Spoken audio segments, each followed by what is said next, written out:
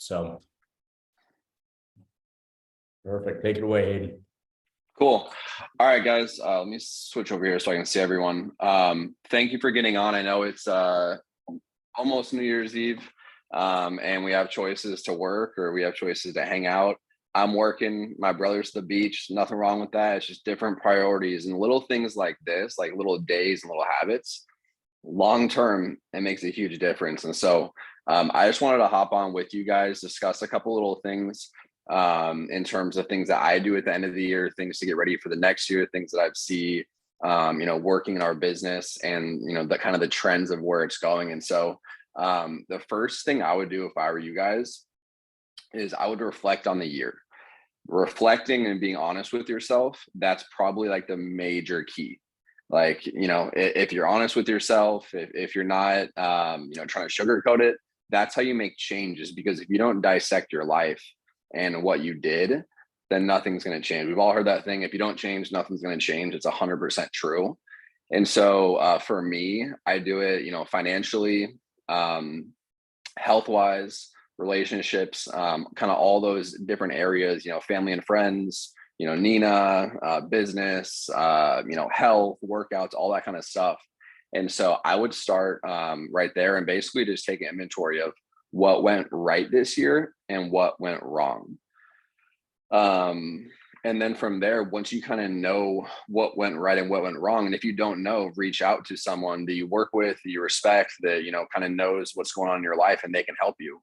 But once you identify that, it's just setting goals for the next year. And I think a lot of people get, if you set too big of goals, then it's like, oh my God, that's impossible. Like if you've never made $100,000 in a calendar year, for you to say my goal this year is to make $1 million in a year, mentally, that's probably very intimidating. And you're like, well, I haven't even tasted 100,000.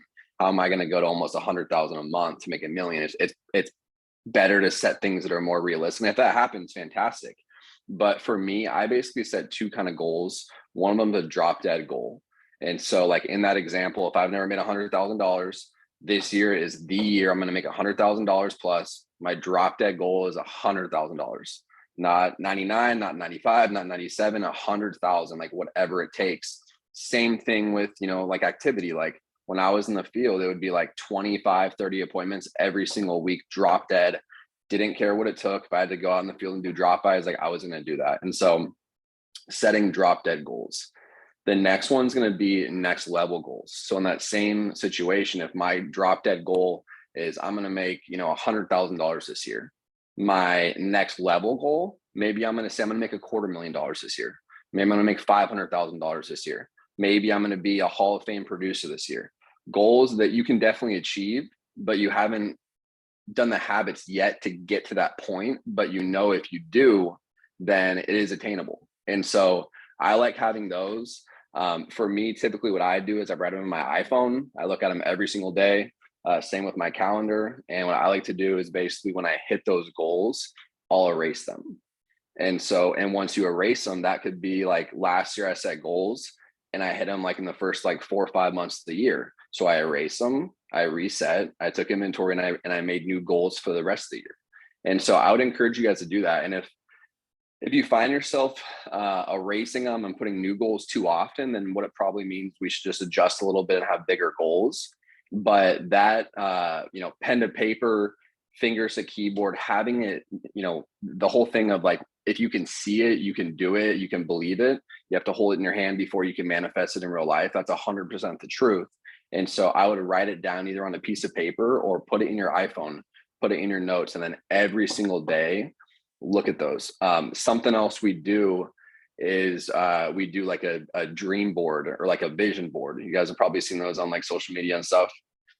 Same thing, super, super powerful, because your subconscious mind, when you see those things every single day, it's going to happen. Like 2 years ago, when we were basically in the same spot as you guys, building the agency, we were senior sales manager, hitting VP. Like we had no business thinking like, oh, in the next 12, 14, 16 months, we can be integrity partners. We literally wrote we are integrity partners on our mirror in our living room. Every single day we would look at that and it would just manifest in our head. We are integrity partners. We are integrity partners. We can be integrity partners. We can do this. And so that's something that's super important write them down so you can see them, and then every single day, check them out. The next thing is just activity. So like if I want to be a Hall of Fame producer, but I've never produced 20, 30, $40,000 in a month, that can be a difficult thing to wrap your head around and be like, oh, I'm going to go from 5 to 40. And so what I would do there, if your goal is Hall of Fame, producer this year, it would be just set activity. That's what, like with this business, guys, that's what I love. Like there's a lot of emotions and a lot of things that go right, a lot of things go wrong. You can't control, for the most part, if a client has buyer's remorse. You can't control if they lose their job and can't make their payment. Like there's a lot of stuff you can't control. But for me, I found peace in focusing on things that I could control. So if my goal was, hey, I want to be a Hall of Fame producer in 2023, it was, hey, I know I need to buy at least $1,000 a week in leads. That's a drop dead. It has to happen. The next one is I have to work at least 5 days a week, probably 6 realistically, if you want to, produce over 400,000. And then the third one is activity. I knew that if I did 12 or 15 appointments a week, that wasn't going to cut it. I had to do 20, 25, 30.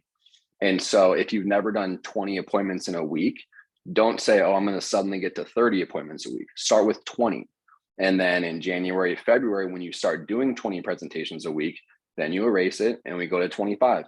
We get to 25, we go to 30 and work our way up to that 30 appointments a week, which is really the bread and butter.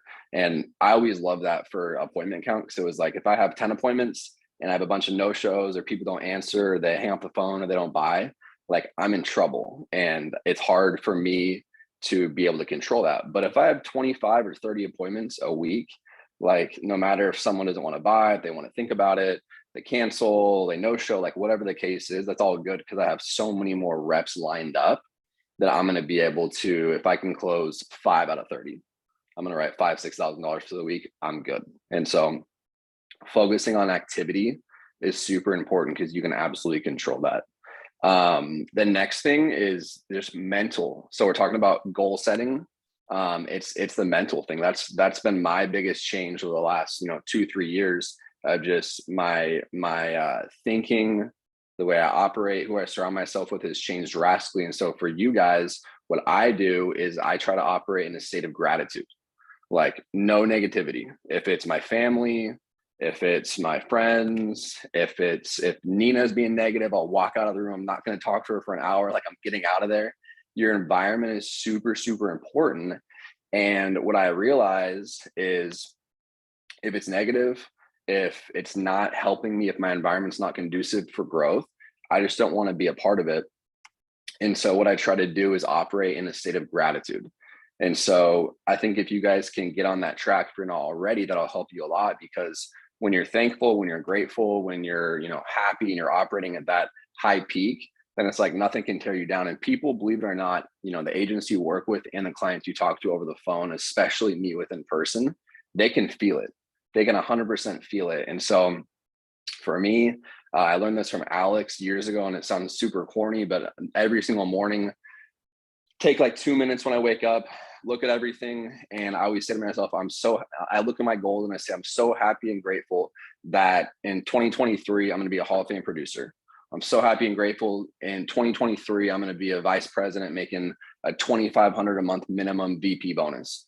I'm so happy and grateful that in 2023, I'm going to make 6 figures and, financially break free a little bit and get on the right track. And I think if you guys can do that every single morning and just be grateful, like for me, with Jordan and Grady and Andrew and Sean, dude, I like almost, especially to Sean, I'm almost extra in terms of like always saying thank you. Like, hey, I appreciate you, bro. Thank you for the bonus. Every single month I've ever gotten a bonus, producer, VP bonus, I always text them. I'm probably the first one, meaning the first one to text them. Hey, thank you so much. We appreciate you. We know the bonus. You don't have to pay it if you don't want to, and it's extra, but we appreciate you. Same thing with your leaders.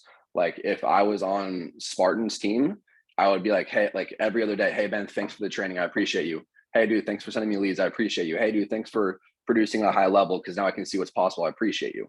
And so operating in that constant state of gratitude, guys, I'm telling you, it sounds kind of corny, but it'll 100% work.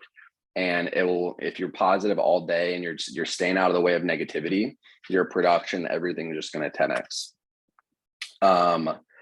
Next one, putting yourself in environments to win. And so we've all heard the thing, you know, the closest sphere of your closest 5 friends, family, that's going to be, you know, if you look at your circle of 5 friends and they're all millionaires, you're going to be the 6th. That's the same exact thing. And so for you guys have a fantastic culture and a fantastic group. I would just keep it up with in terms of getting on Zoom, maybe meet up once or twice, you know, every month, every other month for a lock-in, and just constantly get around each other for that good energy and that good environment, the good vibes, which will help you a lot. And then outside of this, like for me, I'm not a big guy in terms of like reading books and like, you know, that kind of stuff. I listen to audios. I like to listen to people in my specific business that are having massive success because they know something that I don't know. They're doing something I'm not doing. And so for you guys, I would encourage you, you know, in this business, your script, your objection handling, your rebuttals, and then your activity. That's like the biggest thing. And so like sometimes new agents will ask me like, hey, what book should I read? And I'm like, dude, the only book you should read is your dang script and your objections, because reading a book about mindset and about, you know, investing when you don't have any money, like that's good and all, but it's not going to do anything for you right now. And so like for me, I remember when I was getting started out in insurance, I was terrible at sales. I would get sweaty and my hands would be shaking, and like it was in person, and I was like terrible. And my first probably like 3 months, we had a 7-page script, and it was awful. It was so long. And literally I had this thing printed out. I had it on my bedroom wall, taped. And what I would do is I would record myself on video and on audio, basically just going through my phone script and then going through my in-home script. And I listened to that. And what would happen is over the weeks, I would be like, dang, like when I started, I sucked. I didn't even know what I was saying. Like some of the things that I would put emphasis on or like raise my tonality, like it wasn't even important or didn't make any sense. And you start to get better. And so if I were you guys, set goals, get your mindset right. But if you can become a master of your script and objection handling, that's going to be what truly makes you money now and keeps the train going in the new year of 2023. So that's pretty much all I got. I think for you guys, I'm super excited because I think this team has a ton of potential. This is Spartan's first, you know, full year in business. You guys started kind of at the midway point last year. You know, got your footing.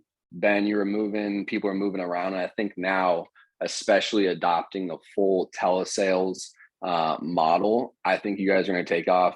You know, for you guys, I can't wait to see you guys doing 500 grand a month, 750, $1 million a month, and also a lot of Hall of Fame producers. And if you aim, here's a tip also, if you aim for Hall of Fame and you focus on your activity and you get better, once you learn it, you have it, which is pretty damn cool. Like once you know how to do 20, 30 a month, that's a skill set that can never be taken away from you. And I would always tell people like tomorrow, FFL can shut down, my whole team can quit, whatever.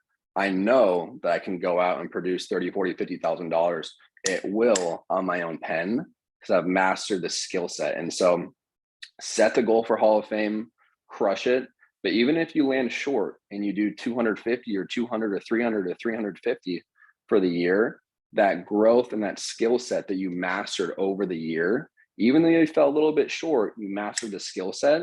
And I guarantee you the next year, you're going to freaking double your production. You're going to be a Hall of Fame producer if you land short the year before. So that's all I got, Ben. I'm super excited for you guys.